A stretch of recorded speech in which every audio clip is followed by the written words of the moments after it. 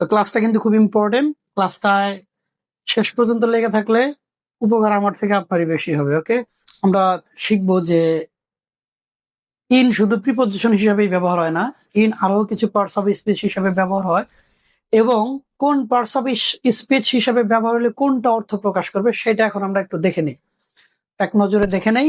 Let's see. এখানে আমরা in লেখছি, in কিন্তু আমরা জানি যে প্রিপজিশন। ইনের যে বেসিক্যালি আমরা জানি প্রিপজিশন।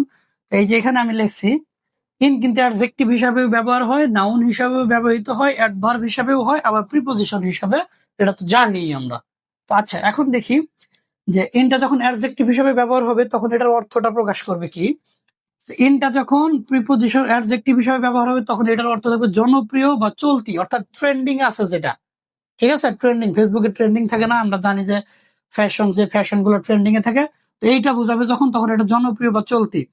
যেমন আজকে কি চলতেছে, ডাকসুর নির্বাচন, এটা কিন্তু বাংলাদেশে অলরেডি ট্রেন্ডিং এ চলে আসছে, মানে যেটাকে বলা হয় ভাইরাল একটা। হ্যাঁ, যাই হোক, এখন নাউন, এই যে নাউন হিসেবে যখন ব্যবহার হবে, ইনটা কিউ অর্থে ব্যবহার হবে, ইনটার অর্থ তখন থাকবে পরিচিত বা সুযোগ। ঠিক আছে, এরকম I have an in, I have many ins to get a good job, মানে আমার ভালো চাকরি পেতে অনেক সুযোগ আছে, এরকম।